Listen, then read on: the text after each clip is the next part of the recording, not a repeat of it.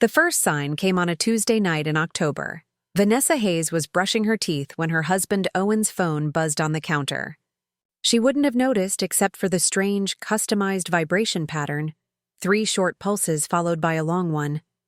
Different from his regular notifications. The screen lit up briefly. Miss you already. Same time Thursday? Just 7 words. 7 words that vanished as quickly as they appeared, but somehow managed to linger in the air like smoke. Vanessa stared at the now dark screen, toothbrush suspended mid-stroke. A peculiar feeling, not quite suspicion, more like a distant warning bell, settled in her chest. She rinsed her mouth and picked up the phone, hesitating for just a moment before pressing the home button. The notification was gone. And the phone was locked. "Hey, you seen my phone?" Owen called from the bedroom. Vanessa set it back down exactly as she had found it. "It's in the bathroom," she replied, surprised by how normal her voice sounded. That night, as Owen slept beside her, Vanessa stared at the ceiling, replaying those 7 words in her mind. They could be innocent. A colleague confirming a meeting, a friend about racquetball. But the wording felt intimate, the customized notification deliberate. "Miss you already." Same time Thursday? Something had shifted in her universe, almost imperceptibly. Like the first hairline crack in a foundation, invisible but fundamental. Over the next few weeks, Vanessa began noticing things she'd previously overlooked. The late meetings that had once seemed like an annoying but normal part of Owen's job as a financial consultant now followed a pattern. Tuesdays and Thursdays, never Mondays or Wednesdays. His shower habits had changed too. He'd started showering as soon as he got home on those evenings, before dinner rather than in the morning. "New client giving you trouble?" she asked casually one evening as they prepared dinner, chopping vegetables side by side in the kitchen they'd renovated together 3 years ago. "What?" "Oh, yeah. The Westfield account. Big portfolio. High maintenance." He didn't look up from the onions he was dicing. Vanessa studied his profile, the familiar curve of his jaw, the slight crease between his eyebrows as he concentrated. After 15 years of marriage, she knew every expression, every tell.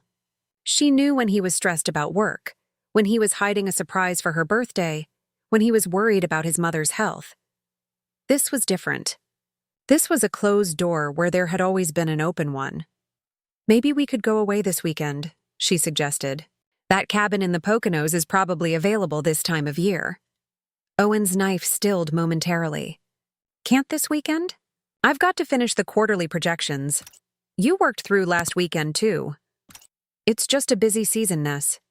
He smiled at her, but it didn't reach his eyes. "Rain check?" That night, after Owen fell asleep, Vanessa took her laptop to the living room. She pulled up their shared credit card statement, scrolling through the recent transactions. Nothing obviously suspicious. No hotel charges, no jewelry purchases, no unexplained dinners. But there were gas station charges in Cherry Hill, a town 20 minutes in the opposite direction from his office, on multiple Tuesday and Thursday afternoons. She closed the laptop and sat in the darkness, feeling the ground shifting beneath her feet. "You're a million miles away," said Mia, sliding a fresh glass of wine across the table. Vanessa blinked, returning to the present moment, Friday night drinks with her oldest friend at their favorite wine bar. "Sorry, work stuff." "Bullshit," Mia replied, not unkindly. "I've known you since we were 10. That's not your work face. That's your something's wrong with Owen face," Vanessa sighed. Mia had been there through everything. Her parents' divorce, college heartbreaks, wedding jitters, the devastating miscarriages. There was no point hiding from her. "I think he might be having an affair." The words hung between them. The first time Vanessa had voiced her suspicion aloud. Speaking them made them more real, more terrifying. Mia's expression shifted from shock to fierce protectiveness. "What makes you think that?" Vanessa outlined the evidence, the text message, the changing patterns, the distance growing between them. As she spoke, the disparate pieces seemed to crystallize into a more coherent picture. "Have you asked him directly?" Mia asked when she finished. "And say what?" "Hey, honey, are you sleeping with someone else?" "What if I'm wrong?" What if there's an innocent explanation? And what if you're right? Mia countered. Don't you deserve to know? I need to be sure first. Vanessa took a long sip of her wine. I need proof. The opportunity came 3 days later. Owen had left for work in a rush, forgetting his iPad on the kitchen counter. Vanessa picked it up, turning it over in her hands. They knew each other's passcodes, always had, as a matter of trust. Her fingers hovered over the screen. This is the moment, she thought. Cross this line, and everything changes. She entered the code. Nothing immediately incriminating appeared in his emails or texts. But when she opened his photo app, she noticed a hidden album labeled simply Work Refs. Inside were dozens of photos of the same woman, a blonde in her mid-30s with striking green eyes and a confident smile. Some were casual selfies, others more intimate, the woman in a hotel room wrapped in a sheet, smiling at the camera. In one, Owen's reflection was visible in a mirror behind her. Vanessa's hands shook as she scrolled through them. The timestamps matched the Tuesday and Thursday pattern. The most recent was from 2 days ago. She forwarded several photos to her own phone before carefully returning the iPad exactly as she had found it. Then she went to the bathroom and vomited. After the initial shock came cold, methodical fury. It took Vanessa less than a day to identify the woman. Her name was Chloe Brennan, and she worked at a marketing firm that occasionally collaborated with Owen's company. A LinkedIn search revealed they'd been connected for about 8 months, roughly when Owen's late meetings began. What surprised Vanessa most was discovering that Chloe was married. Her social media showed a handsome, dark-haired man named Ryan and a seemingly picture-perfect life. Vacation photos in Barbados, anniversary celebrations, charity galas. Vanessa stared at a photo of Chloe and Ryan at what appeared to be a New Year's party. Champagne glasses raised, his arm protectively around her waist. The caption read, "Another year with my rock, my everything." Bless, the hypocrisy was staggering. While dismantling Vanessa's marriage, Chloe was playing the devoted wife online. Does he know? Vanessa wondered, studying Ryan's smiling face. Is he as clueless as I was? A plan began forming in her mind. Not the confrontation with Owen, that would come later. But first, Ryan Brennan deserved to know the truth about his wife. Finding him wasn't difficult. He was a professor of economics at the local university. His faculty page listed his office hours, Mondays, Wednesdays, and Fridays from 2 to 4 p.m. On Wednesday, Vanessa called in sick to work. She dressed carefully, professional but non-threatening, nothing that would draw attention. She drove to the university, rehearsing what she would say, how she would present the evidence. Ryan's office was on the 3rd floor of the economics building, the door partially open. Through the gap, she could see a man in his late 30s hunched over papers at a desk. He looked up when she knocked. "Professor Brennan? I'm sorry to interrupt. Do you have a moment?" He smiled politely, gesturing to the chair across from his desk. "Of course. How can I help you?" Up close, he looked tired, faint shadows under his eyes. A wedding photo sat on his desk, Chloe in white, looking up adoringly at him. "My name is Vanessa Hayes," she began, her heart pounding. "And I believe my husband is having an affair with your wife." Ryan Brennan's face underwent a remarkable transformation: confusion, disbelief, and then a strange, defeated recognition. Not the shock Vanessa had expected. "You're Owen Hayes' wife," he said quietly. Now it was Vanessa's turn to be surprised. "You know who I am?" Ryan rubbed his face with both hands. "I've suspected something for months.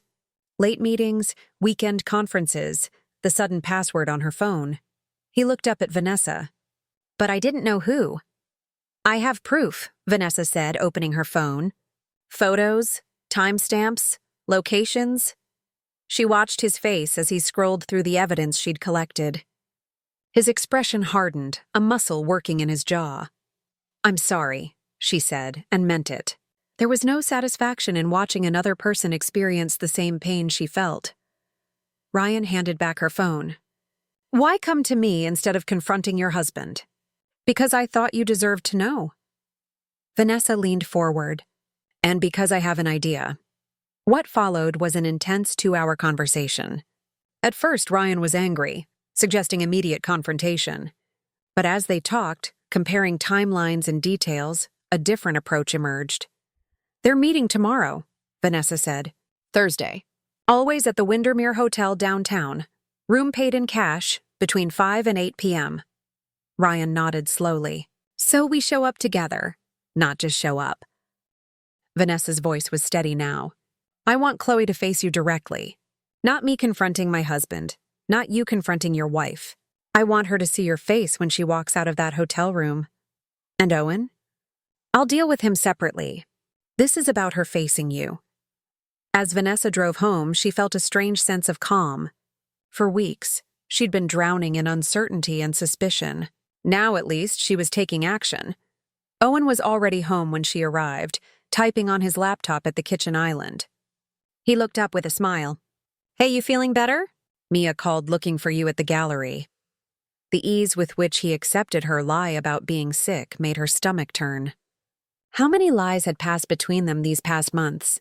"Much better," she replied, mirroring his casual tone. "Just needed a day to rest." That night, lying beside him in bed, Vanessa studied Owen's sleeping face. 15 years of marriage.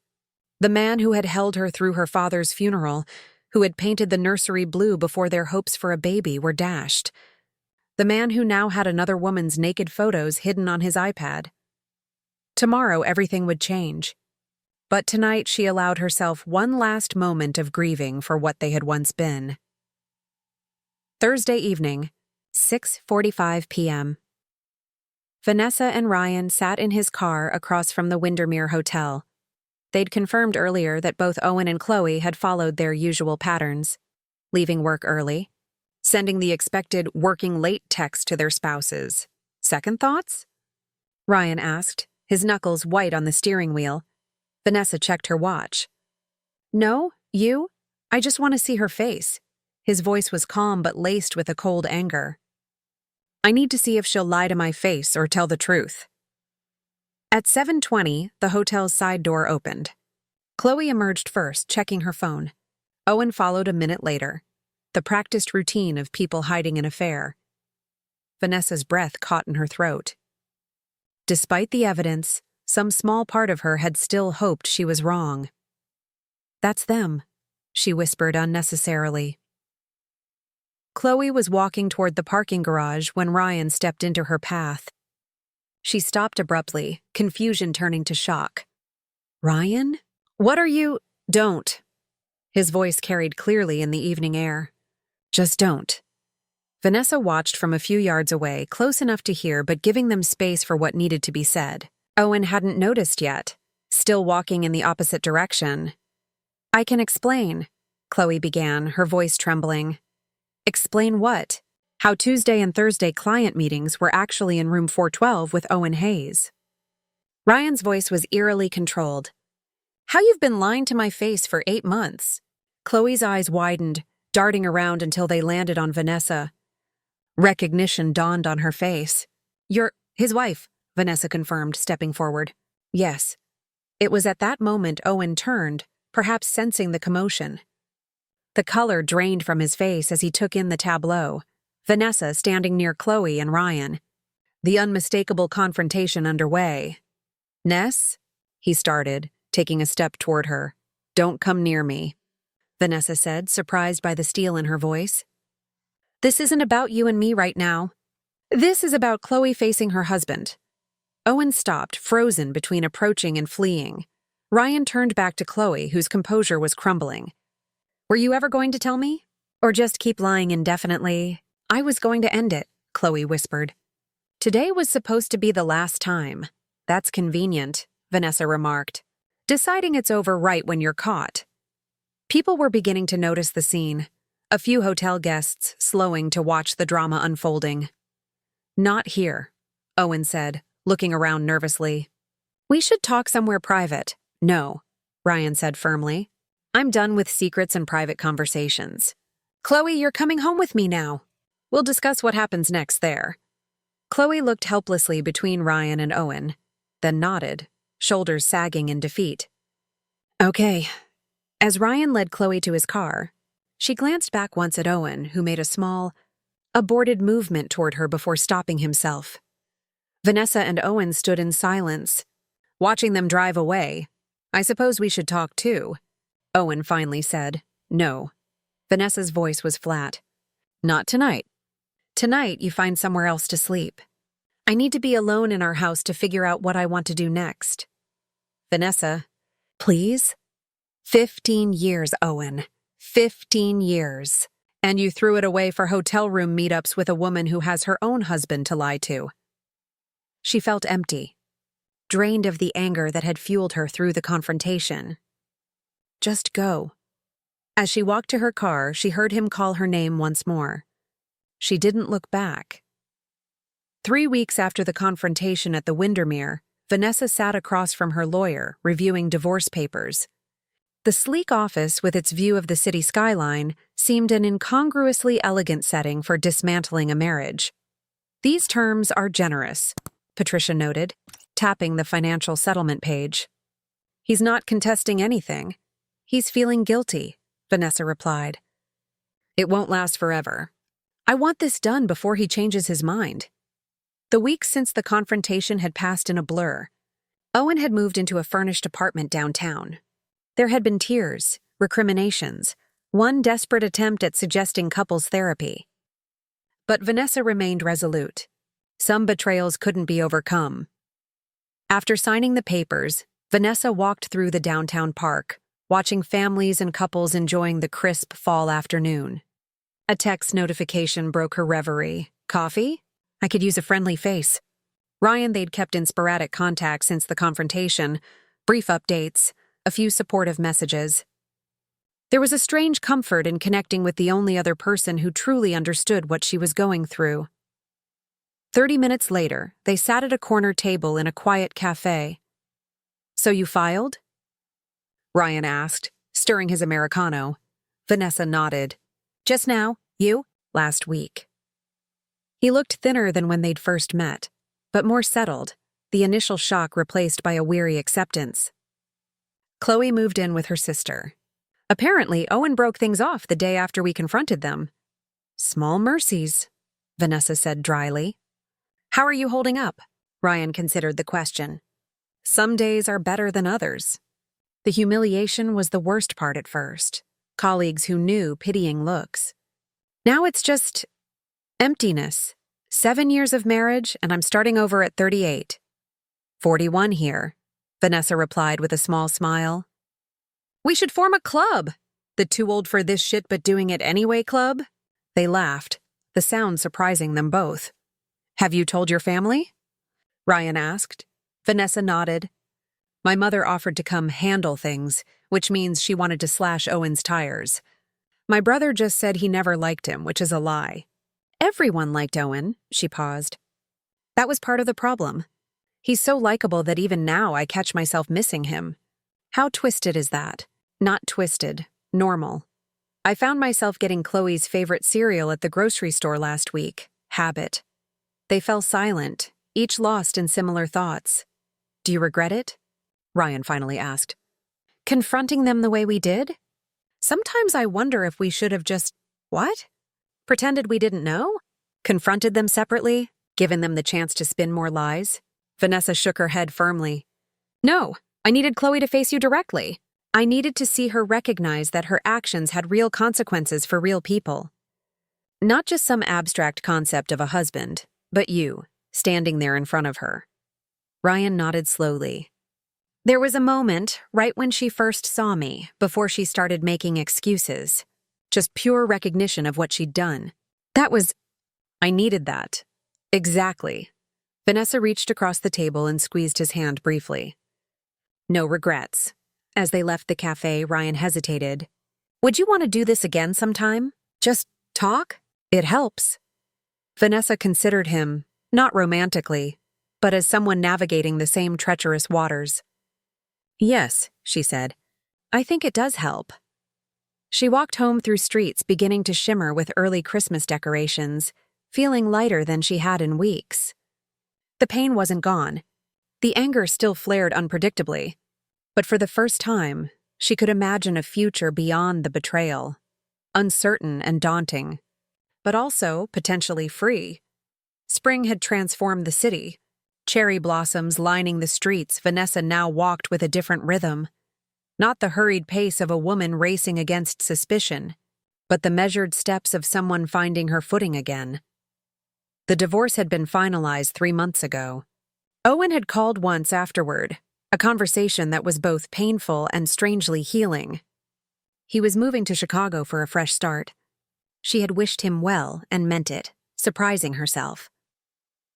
The art gallery she managed was hosting a special exhibition tonight, her first major curatorial project since everything happened. As she made final adjustments to the lighting, her phone buzzed. On my way. Bringing that wine you mentioned. Vanessa smiled, setting down her clipboard. Over the past months, her friendship with Ryan had evolved into something she hadn't expected. Not romance, they were both too raw for that, but a genuine connection built on shared experience and gradual healing. They'd established a rhythm of gallery visits, weekend hikes, and dinner at a rotating selection of restaurants neither of them had visited with their former spouses. New places, new memories. The exhibition opening was a success. As the last guests departed, Vanessa found Ryan examining a particularly striking abstract piece. The artist says it represents transformation, she said, standing beside him. Breaking apart and reforming. Appropriate, he replied with a small smile. Later, walking along the riverfront, they paused to watch the city lights reflect on the water. I got the position at Berkeley, Ryan said suddenly. They offered it yesterday. Vanessa felt a complicated mix of emotions.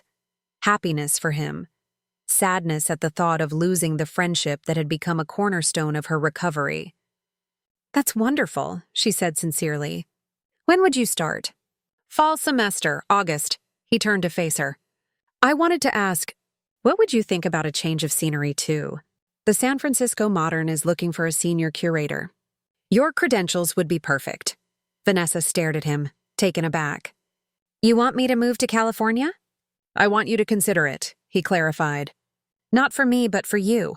For both of us, maybe, eventually. New city, new start. He looked embarrassed suddenly. Sorry, is that too presumptuous? We've never even— No, she interrupted. It's not presumptuous. It's hopeful. They continued walking, discussing possibilities, potential futures. Nothing decided, but nothing ruled out either. Later that night, alone in her apartment, Vanessa opened her laptop and looked up the San Francisco Modern's website. The curator position was prominently displayed on their careers page. Her fingers hovered over the keyboard. She thought about the path that had led her here, the devastating discovery, the confrontation, the painful dissolution of a life she'd thought was secure. She thought about the woman she'd been 6 months ago, sitting in her car outside the Windermere Hotel, heart racing with righteous anger and terrible certainty. That woman would never have imagined standing on the precipice of such a different life. Yet here she was, considering possibilities that existed only because everything familiar had been stripped away. Vanessa began typing her application, each word a step toward a future she was choosing for herself. Uncertain, yes, but entirely her own. 1 year later, the San Francisco fog rolled in as Vanessa arranged flowers on the small balcony of her Marina District apartment. Below, the morning cyclists and joggers traced paths along the waterfront, tiny figures moving through mist. So much had changed in a year. New city, new job, new routines. The pain hadn't vanished entirely. It still surfaced occasionally in dreams or at unexpected triggers, but it had transformed into something manageable, almost familiar, like an old injury that ached before rain. Her phone chimed with a text from Ryan. Still on for brunch? Bringing fresh bagels from that place you like. Their relationship had evolved slowly, cautiously, both of them wary of repeating past mistakes. They'd started dating properly 3 months after moving to California, taking careful steps toward intimacy while maintaining their independent lives. He had his faculty housing near campus. She had her apartment in the city. They spent weekends together, occasional weeknights, but gave each other space to heal and grow separately. As she texted back a confirmation, Vanessa's phone rang, Mia calling from back east. "So guess who I ran into?" Mia said without preamble. "Hello to you too," Vanessa laughed. "Who? Chloe Brennan?" Or whatever her name is now. "At that new bistro on Walnut Street." Vanessa felt a peculiar emptiness where anger used to live. How did she look? Smaller somehow, less... I don't know. She asked about you, actually. If you were okay. What did you tell her? That you were thriving in California. That you curated that exhibition that got written up in Art Forum. That you seem happy? Mia paused. Was that okay? Yes, Vanessa said, surprising herself with how much she meant it. That was perfect. After they hung up, Vanessa leaned against the balcony railing, watching the fog begin to lift, revealing glimpses of the Golden Gate Bridge in the distance. She thought about Chloe asking if she was okay, about Owen in Chicago, about the strange, interconnected paths that had led them all to different lives. The doorbell rang. Ryan, early as usual. As she went to answer it, Vanessa realized she no longer thought of herself as someone who had been betrayed. That was something that had happened to her, not something that defined her. What defined her now was what she had built afterward, the courage to confront the truth, the strength to start over, and the wisdom to know that healing wasn't about forgetting the past, but about not letting it dictate the future. She opened the door to Ryan's smile, to fresh bagels and coffee, to a Sunday stretching before them with no obligations except the simple pleasure of each other's company. To a life that was not perfect, but authentically, deliberately hers. It was enough. It was more than enough. And that wraps up today's story. Now we want to hear from you. Where are you watching from? Drop your city or country in the comments, and let's see how far these stories reach. If this story moved you or gave you chills, give it a like, share, and subscribe for more powerful stories. One last thing, rate the story from 1 to 10 in the comments. Your feedback helps us bring you even better ones next time. Thanks for watching. We appreciate you being part of this storytelling journey.